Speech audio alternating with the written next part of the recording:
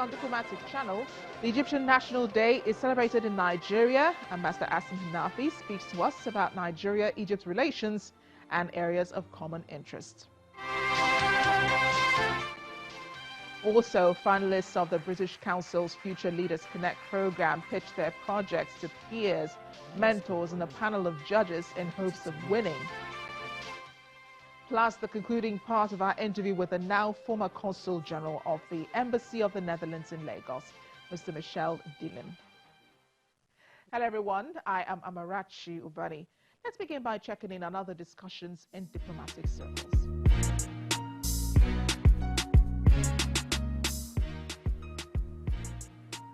The row between Iran and Britain is escalating, with both countries accusing each other of increasing tensions following Iran's seizure of a British-flagged oil tanker and the detention of Iran's Grace 1 oil tanker in Gibraltar. Iran's Grace 1 was detained on the 4th of July, and Gibraltar's Supreme Court has extended the detention for a further 30 days, setting a new hearing for 15th August. Britain classifies Iran's capture of the Stena Impero in the Gulf as a hostile act, rejecting Tehran's explanation of seizing the vessel. Meanwhile, Mr. Hammond says he intends to resign as Chancellor if Boris Johnson becomes the UK's next Prime Minister. He says a no-deal Brexit, something Mr. Johnson has left open as an option, is, quote, not something I could ever sign up to. When asked if he thought he would be sacked, Mr. Hammond said he would resign on Wednesday to Theresa May. No, I'm sure I'm not going to be sacked because I'm going to resign before we get to that point. I intend, really? Assuming that Boris Johnson becomes the next Prime Minister, I understand that his conditions for serving in his government would include accepting a no-deal exit on the 31st of October. That is not something I could ever sign up to.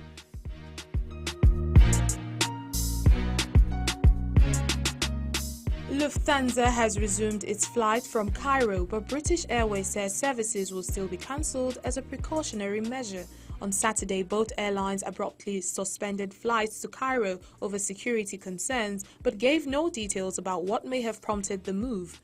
Hundreds of people have been affected by the cancellations.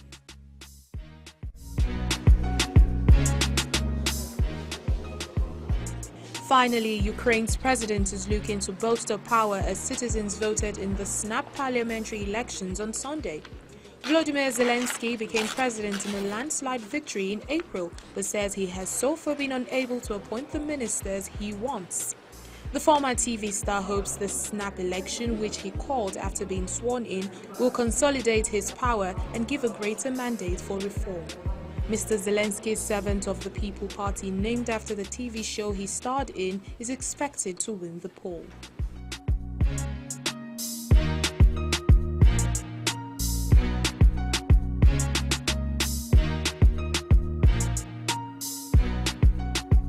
Welcome back.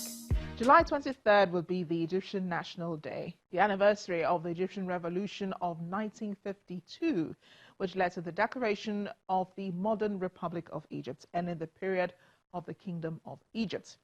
Celebrations took off to an early start in Nigeria as the Egyptian Embassy in Abuja invited the Nigerian Ministry of Foreign Affairs, members of the diplomatic corps, business partners, and friends of the Republic of Egypt to a reception in honor of the National Day.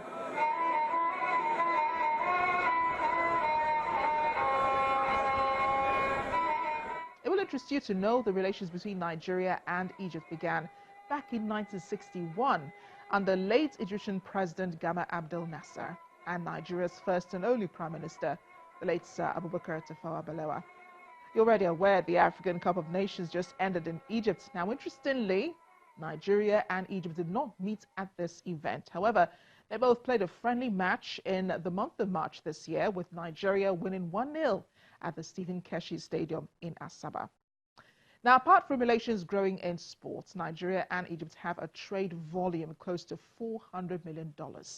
Nigeria exports various oil and gas derivatives and agricultural produce to Egypt, while Egypt in turn exports furniture, mainly polythene, and many materials used in industries and agriculture as well.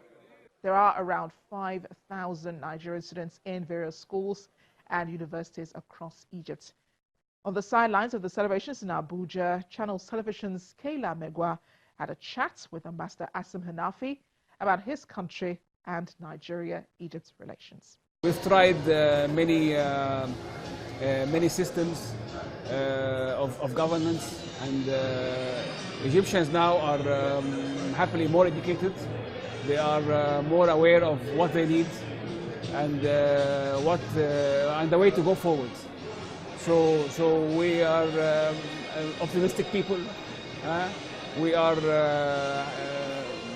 and we know that no development in our land is isolated from development in the neighborhood and stability in the neighborhoods, neighboring the Middle East and Africa as well. So we maintain very good relations with our Arab neighborhood and also our African brothers and sisters in the continent.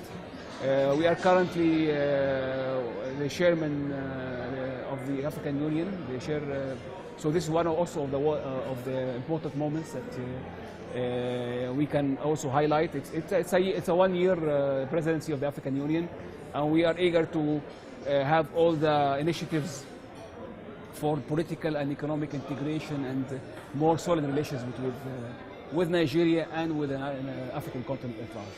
There is, with Nigeria and Egypt, share a particular problem. That is the problem of insecurity, yes. Terrorist attacks. Yes. The Sinai Peninsula, not too long ago, had to face these attacks. And these are attacks that have been going on for quite a while. What model is Egypt using to tackle this situation? And how can Nigeria learn from it? Well, you know, this is a very unconventional warfare. It's an irregular warfare where regular armies, usually with their code of the military, the military code does not hold with much value for the non-armed groups, non-state actors. Non-state actors, they are armed, but they are non-state actors like Boko Haram and like ISIS and all the affiliates. So the armies now are more adept and skilled in fighting this irregular warfare, or the so-called non-asymmetrical, non-symmetrical warfare. And of course, information gathering has to increase about these terrorist groups, whereabouts, hideouts, and so forth. The cooperation of the local is increasing, the local residents, the villages where some of these people are hiding. And of course, the narrative of the hate and extremist ideologies has to be addressed, and people have to look at religion as a vehicle for peace and tolerance, rather than hatred and manipulating all religious doctrines for unholy purposes, like damage to property, damage to people, and all this is very good. So you've been in Nigeria since 2018. Yes. Do you eat anything Nigerian? Of course. There are so many things I like. I love here. The fruits. The fruits are superb. Well, let's talk about the food. If you could pick something Nigerian to eat, what would that be? Well, I agree with Vice President Osinbajo when he said that the jollof rice is one of the best. I'm sure this is one of the best plates I've seen so far. And really, I mean, there's so many delicious plates. Maybe I don't recall many of the names, but it's very much tasty and very much nourishing. Still talking bilateral relations, this time between Nigeria and Britain. The British Council, which is still marking 75 years of its presence in Nigeria, on Saturday held the 2019 Future Leaders Connect election event. It was an opportunity for young policy leaders to share their ideas and hopefully get picked to witness live parliamentary proceedings in the UK later this year. We hardly talk about the enormous economic benefit of giving young people access to contraceptives. This is a room full of young people, each buzzing with ideas or questions. Ideas that some of them will get the opportunity to share, only if they are among the 11 finalists of the British Council's Future Leaders Connect programme. part of the policy review is to see how can we use comprehensive sexuality education through the educational sector to create demand generation for these contraceptive, and also how to work again with opinion leaders to dispel social-cultural misconceptions too. There is an African group of negotiation on the issue of climate change, but there's no African group of negotiation on key issues specific to the economy, for instance. So this is where I want to focus my advocacy, my policy advocacy, to make sure that, that African states are able to develop a pool of negotiators at the state level and also at the continental level to negotiate the continent's interests. Thank you very much. When I become someone that we could refer to as a tycoon, but without a sustainable environment, how would that be made possible? That is why we need green economy. The criteria for selection is high, as the British Council says it is looking for the best implementable ideas. What we're looking for, what the standout thing is, how convincing can they be? How can they get others on board with their idea? That, I think, is the key. We're looking for leadership qualities, we're looking for clarity, we're looking for the relevance of their idea, but it's that ability to convince that really kind of makes the difference for me, how successful they will be.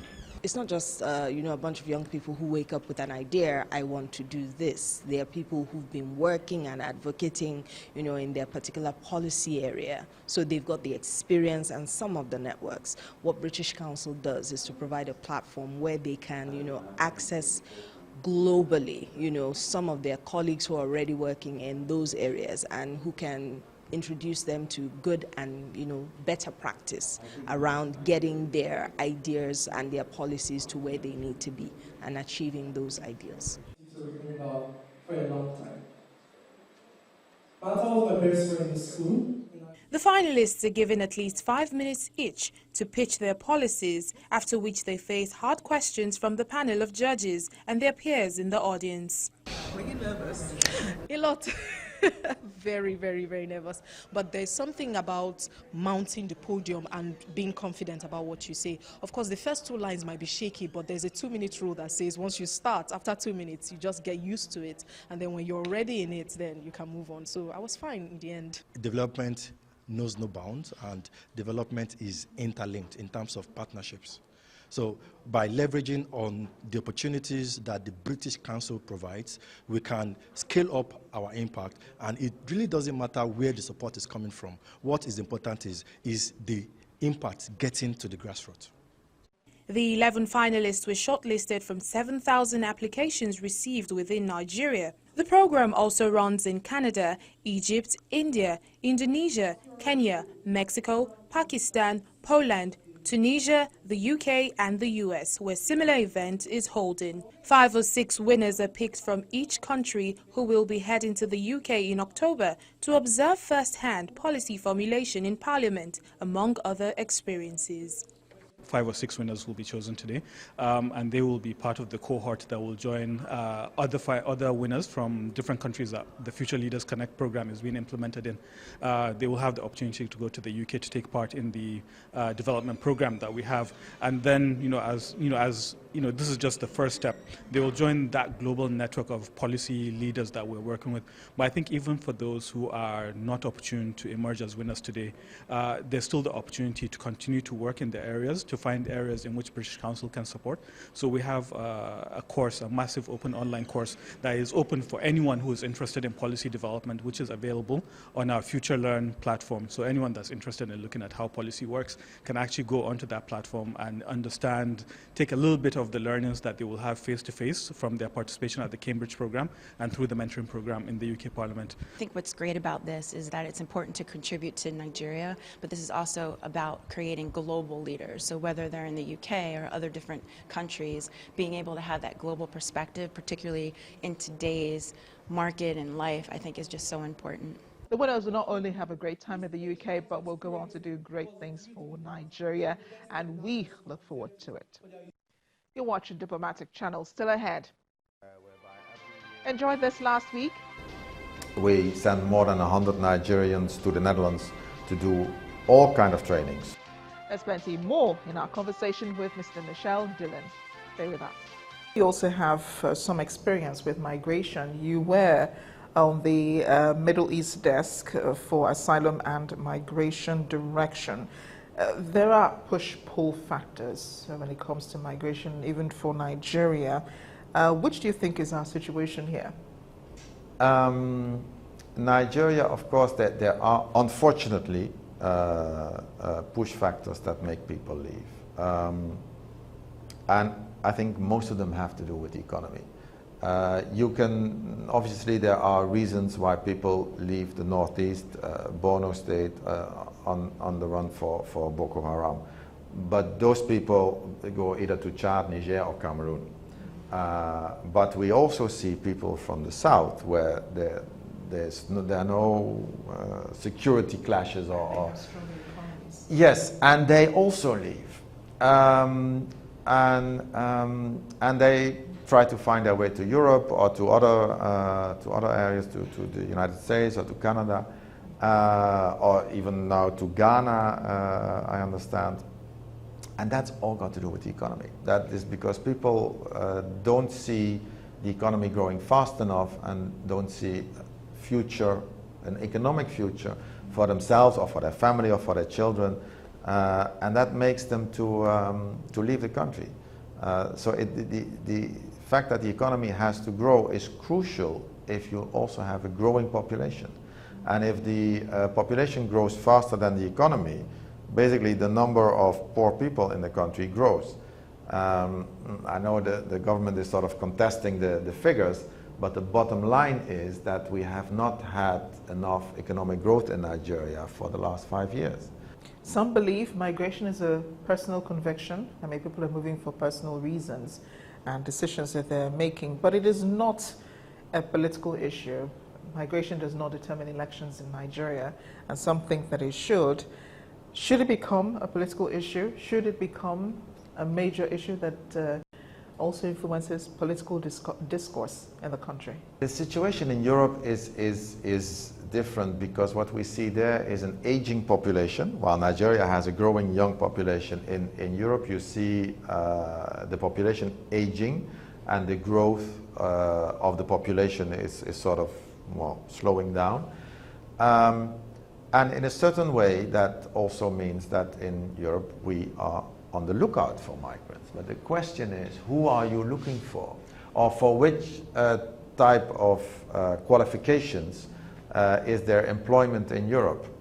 And there are different sectors in Europe whereby we are looking for, we call them migrant workers or immigrants or knowledge workers who have skills that we are looking for. What creates the problems is if you have a group of, let's say, unskilled people who come, as they say, irregular. So they try to find their way into Europe, very dangerous. I've talked to a few of them who did that journey. I'm ever so happy that they're still alive, because going through the desert, going to Libya, trying to find a boat, it is More recently, 5 Dutch political parties, including Prime Minister Mark Rutte's party, the Liberals, supported a motion that would make it a crime to rescue migrants at sea. Why is the Netherlands against, this move? The Dutch constitution basically stipulates that international law in many ways supersedes Dutch law. Yeah. So if you an international law definitely says, the law of the sea definitely says that you rescue people who are in trouble at sea. So that cannot change, and that will not change. That's just, and it's also a humanitarian thing, and it also makes complete sense. I think what this specific case refers to was that there was a specific boat on the Mediterranean Sea that they were sailing on the Dutch flag, and they were engaging also in not only rescuing people but then bringing them to the Italian shores. There were issues with Italy. So I think this motion in the Dutch Parliament, which I don't know exactly the content of, but the motion was probably to see how you can change something about using the Dutch flag to do this type of work if you're actually, because the boat in case was registered as a private yacht or something like that. So there was an issue there. But if there are people at sea that need to be rescued, then nobody will make any law to say that that should be prohibited. So I see that you could only obtain a visa to the Netherlands through the Belgian embassy and the French embassy also. Now that you have a consul in Nigeria, consulate general in Nigeria, will we see changes in that regard in the visa processing? Some things will change, some things will not change. 2 years, something will change. 2 years from now, what will change is that we will automate the entire visa system. And that means that the applications basically will be done online. That will facilitate a lot. That will also make an end to long queues at the VFS, Visa Application Office. So we're working on that now. We're working on the software. It's been very far already in its development. It's being tested now by the Dutch government in the Netherlands, and we will roll it out in different countries successively, and also in Nigeria. And once that is done online, that will facilitate a lot of things. So what's next for you, having spent almost 10 years in Nigeria, 5 of that as Consul General? It will be very different, and it will be very strange for me to leave Lagos, but well, we know that when we come, diplomats travel all around the world. When they send you somewhere, they give you a date to start and a date to end. When I came back in 2013, they said that was a 3-year contract. I extended twice, then it became 5 years. I go back to the Netherlands for a very short holiday, and then I will pick up my next assignment, which will be in South Sudan, where I will start in August. Still on the African continent, not that far from Nigeria, and I understand that there is also a Nigerian embassy there. So I hope to stay in touch also with my Nigerian colleagues there, and also find my way back to Lagos once in a while, obviously. During your time here, 10 years, did you pick up any Nigerian slangs that you can boast about? Not well. I don't speak pidgin, as if that's what you mean.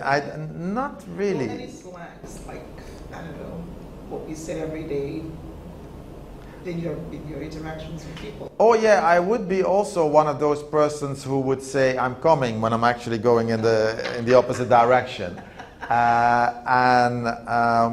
People were asking me the other day about my accent. They said, your accent isn't English, it's not American, it's not even Dutch. My accent is not Nigerian, but this way of speaking English happened to me in Nigeria. So unconsciously, I do pick up a lot of things. You know, one of the best